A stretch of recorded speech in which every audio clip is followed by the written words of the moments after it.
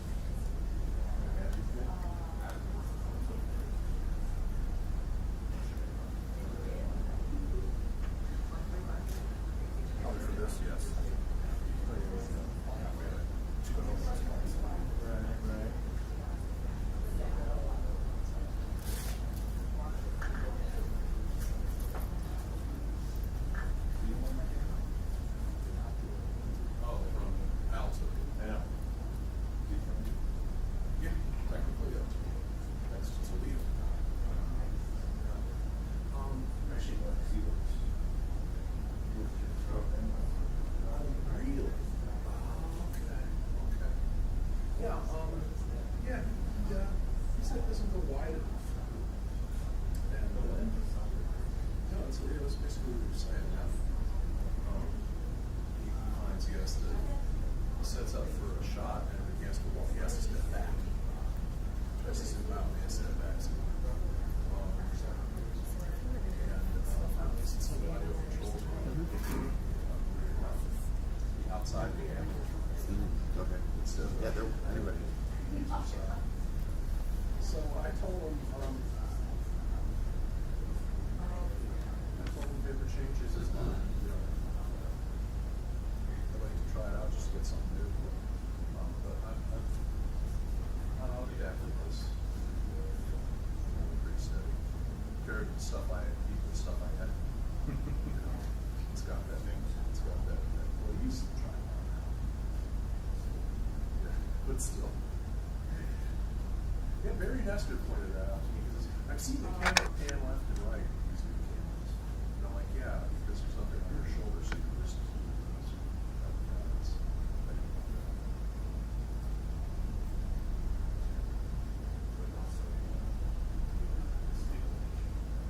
okay.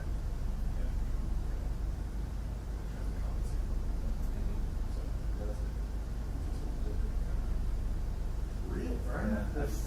See, it doesn't. I've seen that stuff before where it shifts over. Okay, yeah. Yeah. Yes. Yeah, these don't do that. Okay, all right. Interesting.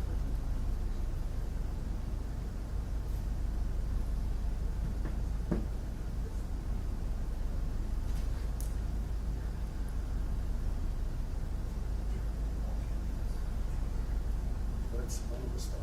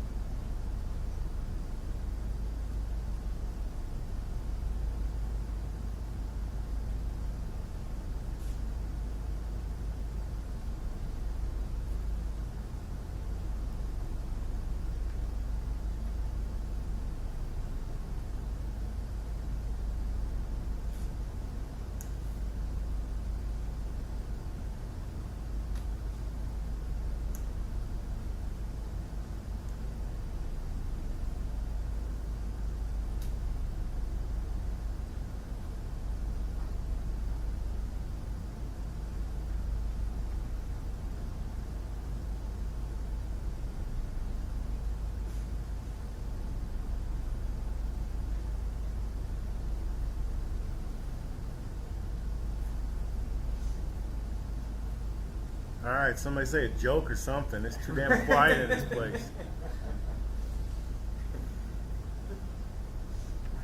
Who's having a bad day? Let's hear about it. Everybody's having a good day. All right. So far, so good. Yeah, cool. I wouldn't say good. It could be pouring down rain outside and we had to park a good ways away. Yeah, I can do that. You know? Nice and cool. Yeah.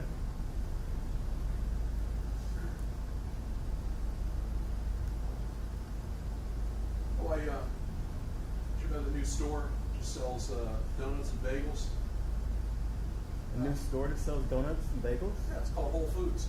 Oh, there you go. Okay.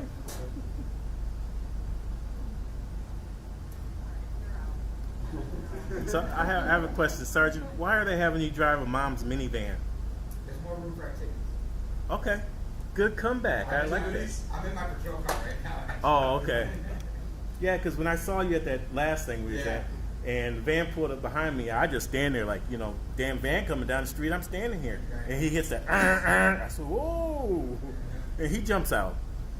And I was like, man, mom minivan. It made me feel good about myself. Hey, but I like your comeback. More room for activities. There is. You know? See? You probably want to sleep with fine, Right. I don't know if it's mom's minivan until there's crushed up goldfish in the carpet Well, under the seats. you never know what they leave behind. Okay. Good snack. Not goldfish, huh?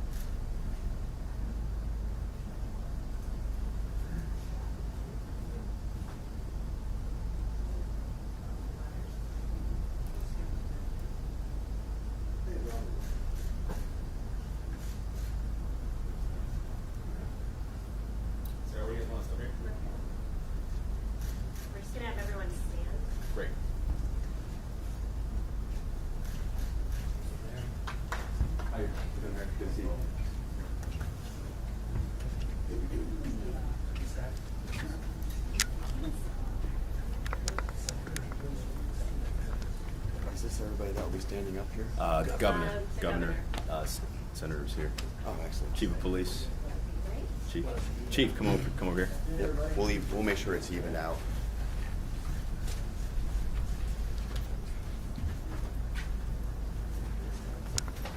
Yeah, you guys flew the plane again. That's great. You guys look great.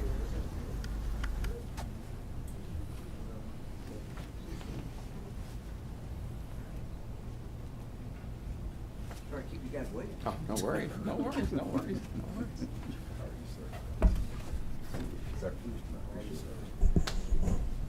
Everybody else set? Well, good afternoon, everyone. We just had a tour and a briefing of the Real-Time Crime Center. This is the first opportunity I've had actually to look at it.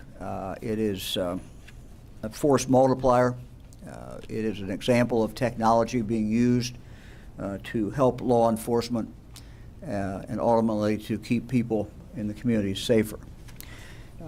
Let me just say also that one of the reasons I wanted to look at is this is something that we would like to see replicated around the state of Ohio, and something that we're going to be working on. Some of our major cities have this. Many of our other cities do not. Some of our mid-level cities actually have real significant crime that is big city crime, and they don't have this type of technology. So it's something we're going to look at from the state level to see what we can do to be of help. Shortly after the mayor was elected, I don't think he had even taken office. Not yet. We started talking about a lot of different things in regard to the city.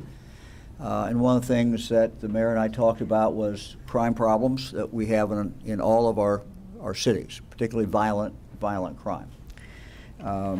That discussion has led to some additional cooperation, additional working together. Ohio is as you know, a local government state. We have close to 1,000 police agencies in the state of Ohio. The role of the state, as I see it, is frankly to try to be value added and to help, not to interfere, not to tell the local jurisdiction how to run their police department or a local mayor, but rather to work with local law enforcement, work with local mayors, local officials to help. And that's what we have been trying to do. The use of technology is extremely valuable. It is, in fact, a force multiplier and enables law enforcement to pinpoint the actions that they take. The Real-Time Crime Center is certainly one example of that. With the support of the state legislature, we were able to set aside money from the last budget to target violent crime. In regard to the Real-Time Crime Center here, we were able to allocate $355,000 specifically for this center. And again, I want to thank Senator Dolan and the other members, Tom Patton and others of the legislature who were able to supply this money. We also, out of that particular bill, set aside $163,000 to the Cuyahoga County Sheriff's Office, working with other local law enforcement agencies around the county. Also, out of that same bill was $149,000 for East Cleveland, again to target violent crime. In addition to that, there was $1 million set aside for the Cuyahoga County Crime Lab. These are all very, very significant. In addition to that money that was set aside out of the general fund, working with the legislature, we have set aside $250 million to go to local law enforcement throughout the state of Ohio. Local law enforcement is now in the position of applying for that money. $175 million of that $250 million goes to targeted violent crime. $75 million of that $250 million goes to police wellness. Police are under tremendous strain. Tough to be a police officer at any time. And so that money has been set aside for the local jurisdiction to come up with programs to help police wellness and help mental health issues and other issues to support police. What is unique, I think, about this $250 million is that we rely on the local jurisdiction to decide how to spend it. They apply, but they design their own specific anti-crime, anti-violent crime program. So Cleveland is in the process of doing this. Other law enforcement agencies in Cuyahoga County are in the process of doing that, and in the future, in the next several months, we will be able to announce specific grants that go for that purpose.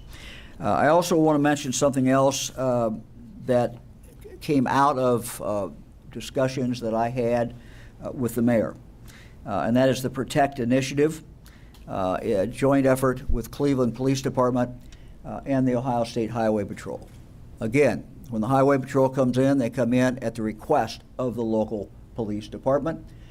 It is the local police department's show, in this case the Cleveland Police Department, but we were there with the Highway Patrol to assist. That program should be looked at as where we are able to surge resources in and coordinate with the local police department, in this case, the Cleveland Police Department. We've also done it with Youngstown, and we've done it with several other departments. And we'll continue to be available to do that, to surge in for a 3 or 4 day period with a specific plan, a plan that's been outlined by the local police department. Again, that program was to saturate areas of high crime in Cleveland.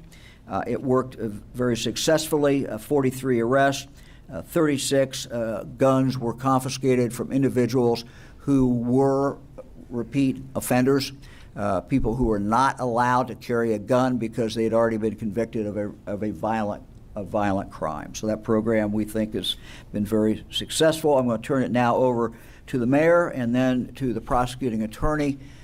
This has been I've enjoyed working not only with the mayor and the Cleveland Police Department, Prosecutor O'Malley and I have worked together for some time, and look forward to continuing that partnership. This is a nonpartisan effort. I think when you deal with public safety, when you deal with the safety of a community, politics should have absolutely nothing to do with it. And let me just say that in both cases, with the Cleveland Police Department, with the mayor, with the prosecutor, I've enjoyed this relationship and look forward to continuing to do that to help protect the people of Cleveland and the people of the state of Ohio. Mayor, let me just turn it over to you. Thank you. Governor. Great working with you. Appreciate it. Likewise. First, I want to just thank Governor DeWine and his entire leadership team for all their support to help the city of Cleveland keep our streets safe and secure. The grant that supports our real-time crime center is going to go a long way to make sure we have more technology to fight violent crime and better intelligence, to be more precise, to fight crime where it exists all across our city. The governor mentioned the work that we're doing with the Ohio State Patrol, and this weekend is a prime example of the fruit of that partnership. Through the Operation Wheels Down effort, we were able to get 15 ATVs and dirt bikes off the streets, 15 arrests as well, too. And I know through our coordinated traffic enforcement program, we'll be able to get more guns off the street as we prepare for the summer months ahead. And as mayor, it is my number one priority to keep our streets safe and secure. And I will use every resource I can from anybody across the state and across the country to keep Cleveland safe. And we're just so grateful for the partnership we have with the governor and his entire leadership team. Thank you so much.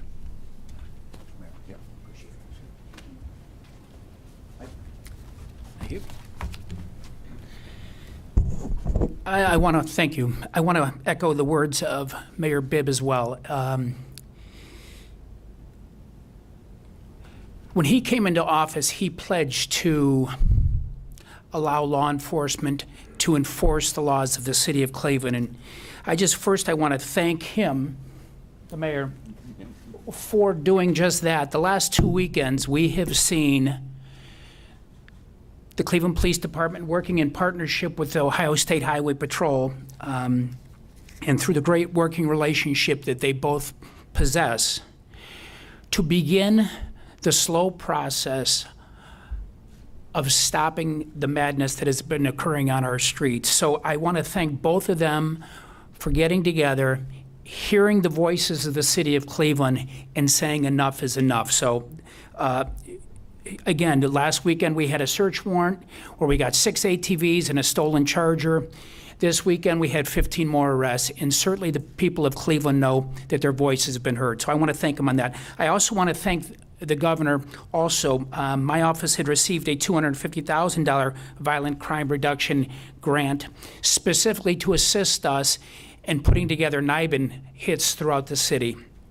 And it will go a long way in helping us piece crime. As we know in Cuyahoga County, we have 67 plus suburban communities that all have to try to work together to try to put cases in. Oftentimes, we know crime knows no borders. So people go from Brooklyn to Parma, or Solon to Orange, or they cross those lines. This enables people who are going from Cleveland into Garfield. It enables us to put those cases together. So I want to thank the governor for that grant of $250,000, which enables us to use NIBIN leads, put cases together, and lead to more arrests to make Cuyahoga County a safer community. And again, I just want to thank the great working relationship that has occurred both on the state, the county, and the city level to begin the process of making sure everybody within this county feels safe, no matter what community you live in. Thank you. Thank you, Governor. Be happy to answer any questions. I have a question for Governor and Mayor Bibb. Mayor Bibb, you were just saying that safety on the streets is your #1 priority. There was a 14-year-old girl who was killed in her own house. How is this real-time crime center helping this family? Well, I'm not going to comment specifically on that matter, as it's currently under investigation by the police department. My heart grieves for that family. My heart grieves for any family in this city that has lost a member of their family to gun violence that plagues not just Cleveland, but many big cities across this country. And I will tell you this, our Chief of Police, Chief Drummond, and our Public Safety Director, Chief Howard, are working around the clock to do everything we can to keep our community safe and secure. But again, violent crime is a systemic structural issue. And we are going to do everything we can in Cleveland to make sure we invest in our neighborhoods and put people and neighborhoods first. But again, we are currently working on that investigation. I'm not going to make any further comments right now with that. Can you comment, though, on how this center can help this family? Chief Drummond, you want to talk about that? Sorry, Chief. Thank you, Mayor. And my heart goes out to that family as well. The Real-Time Crime Center is extremely important and valuable in our work in trying to solve crime. What we can do in this particular case, in all cases regarding crime, is our officers are assigned, also our civilians who are assigned to the Real Crime Time Center. They can actually go up on a video, hopefully capture suspects or vehicles potentially involved in that. With that information goes down to our people on the streets, real time, so they can start their investigation. So we're very hopeful that something was captured, whether a vehicle or a suspect was captured with the surveillance videos, not only from the videos or cameras that's up by the city, but also civilians as well. We have the ability and capacity to take that particular information or video and also enhance it and get it again to our detectives who are on the road, real time, hitting the streets, trying to get suspects, trying to get witnesses and so forth, so they can hopefully find someone or individuals responsible for this and bring them into custody and hopefully prosecution. What would you say the rate of ID on suspects is with the real-time crime center? I don't have those stats readily available, but that's something we probably can provide. I have a question. No, let me just, and then we'll go right to you.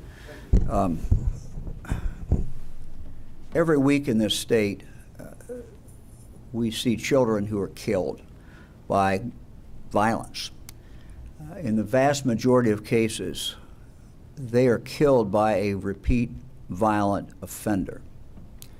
So when we talk about this center, what can this center do? Probably the most important thing this center can do is to get the violent offenders off the streets before they kill someone else. And this is a very excellent tool. It enhances what police can see, it enhances what police can do, and it enables them to pinpoint what is going on. So when that investigating officer can get better data, better information as he or she is doing the investigation. So the answer to our crime problem is to get violent offenders off our streets. It is a relatively small number of the violent offenders in our society. It's a small number of the criminal element are violent offenders. We have to target them. This center targets them, and with good intelligence, good information, it is a force multiplier and allows police to do their job and do it quicker and do it more accurately. Mayor, how effective, excuse me, how effective can this center be when so many of the city's security cameras are so often not working, and very often this center is not staffed? Well, let me say a couple things. Number one, our city has done a tremendous job in scaling up the amount of cameras we have all across our city. We have a pretty high rate of cameras that are actually working all across the community. And then long term, it's our work and strategy to work with City Council and our leadership in the police department to fully fund our real-time crime center and to make sure that it's working 24/7, 365 days out of the year to keep our community safe and secure. Thank you, Wade. Next question. But until you get to that point, what about that? That's not going to happen overnight. So we have a period where we still have many cameras down, we still have people not working here. Our technology teams are doing a really fantastic job to make sure as many cameras are working as possible all across the city. Thank you, Ed. Let me just add to that. Look, we aspire to be here. We are here. This is a lot better than being here and having nothing. So, you know, the city is moving forward. It's one step at a time, but they are light years ahead of where they were before they had this center. We all, I think, all of us up here have an obligation to try to help the city, to improve, and to get optimum and to have the 24/7, which we all want to see. Governor, you said just a few moments ago, politics should have nothing to do with safety. Yet you signed Senate Bill 215, which was opposed by the Patrol Auto Police because folks are now having no training and no license to be able to carry a gun concealed. It seems antithetical to safety if you're going to give more people more guns. We often know that kids find these guns, shoot each other, shoot their siblings, or end up, these guns are being stolen and used in crime. Can you explain why? Sure. We all aren't going to agree on every single issue. But we have been able in the last 3 years to do a number of things. One of the things that we have done, for example, to make it a safer community has to do with outstanding warrants. When I took office, only 10% of the outstanding criminal warrants, many of them for violent offenders, only 10% were being put into a national database. So if someone was in Cleveland and they went to New York, they went to Pennsylvania, or someone was in Toledo and they went to Michigan, and that police officer in that second state pulled them over, they would have no idea that person was wanted for a violent offense. And if that person went into another state to buy a gun, a criminal, a violent repeat offender, but that was not in the database, then that seller of that gun would have no way of knowing that, and that gun would be sold through no fault of the seller, but because it wasn't in the database. 10%. We're now to 90%. So we are investing in our police in an unprecedented amount of money that this legislature has approved at my request. an unprecedented amount of money that's never been put into police departments before, and we're going to continue to do that. So yes, there's areas where we might disagree, but there are areas where we can come together. And my governing philosophy is this: we can disagree on things. Let's admit we disagree on certain things. But there are many, many things that we can agree on. And I think one of the things that we can certainly agree on is we want to fund our police, we want to give them the technology that they need, we want to give them the tools that they need, we want to support them. We're doing that. Agree to disagree, Governor, is fine. But looking in the face of a mother or a sibling who has been, had someone killed because a handgun was lying around, is very little consolation. And in terms of that, your answer to me was about database, not about putting more guns in more hands in the city of Cleveland. Look, before that bill was passed, we had these problems. So for anyone to say that that bill caused all these problems is absurd. The problem is we have too many violent offenders out there. We are resolved to lock them up. Thank you. Who else? Question for the mayor, maybe the chief too. As I understand it, the legislation that was passed to seek this grant said you're going to use it for cameras with license plate reading technology and drones. Is that still your plan? And how do you plan to use that technology on the street? I can speak a little bit to it, and then Chief Drummond can weigh in. We intend to use city resources as well to make sure we can have license plate technology readers so that we can pinpoint in a more precise way certain violent offenders when they commit a crime in our city. And then long term, we also want to look at best practice from across the country on how they're using drone technology. One thing that I'm not going to endorse in the city of Cleveland is erratic chases across our city. Technologies like the drone technology allows us to be thoughtful and prudent to contain certain issues of violent crime when it comes to erratic traffic behavior all across the city. We want to look at best-in-class technology to do that in the city of Cleveland. Chief Drummond, anything you want to add to that? Well, actually, not much, because I think the mayor did a really good job explaining what we're trying to do. It's about technology.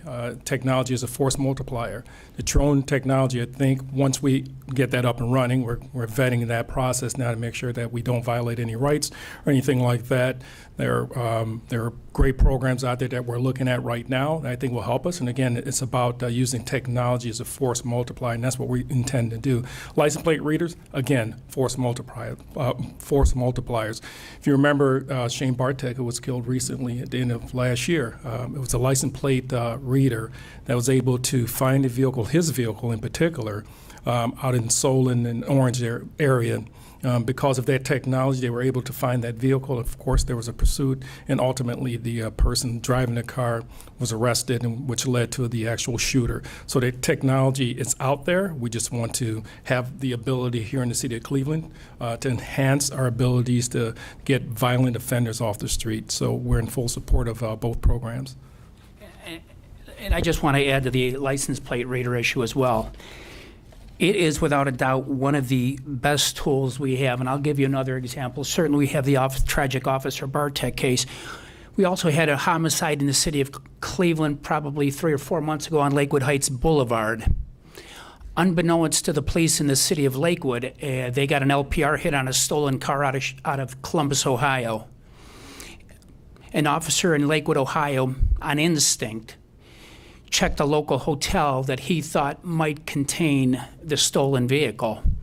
And sure enough, he went into the local hotel, drove through the parking lot, and there was the stolen truck. So he pulled up behind it, and there was 2 individuals sitting in that pickup truck that was stolen from Columbus. He pulled it behind it, got back up. They ended up searching the individuals in that truck. And lo and behold, what they found in possession of those 2 individuals was the deceased homicide victims from Cleveland's credit cards. Without that license plate reader that led them to a stolen truck in an abutting city, to officers who had absolutely no knowledge that this vehicle was involved in a homicide, that LPR data provided immediate resolution to a homicide in the city of Cleveland within hours. That's just one example of many, including Officer Bartek's tragedy, where LPRs can quickly hit on cars that law enforcement are seeking and find them and attempt to make an arrest to make this community and this state safer. And they're a huge, huge asset to us. Yep. When I was at breakfast this morning, there was a sergeant sitting at a table. I don't know his name. I went over and said, I'm going to be talking to the mayor and to the governor later today. What would you have me ask? And he said, well, in terms of police, we're understaffed and we need more police. Yet Cleveland hires, trains, and deploys police only to have them lured away to suburban communities. He said we need more money to maintain those cops. What is your answer to that particular problem? Well, when I talk to my mayoral colleagues across the country, it's an issue that many mayors across this country are dealing with right now. We're down roughly 222 officers in the city of Cleveland. I know it's a major structural issue that we've been dealing with for years, and I'm not going to speak right now on where we are with negotiations with our police union, but know that fixing this problem is a core priority for me as mayor. Thank you. Thank you, guys. Appreciate it.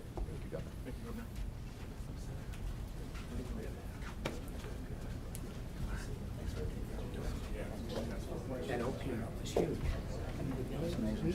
We used them every day. Every day. So, literally within hours, we had arrested on a homicide where they didn't even know it had burned. So,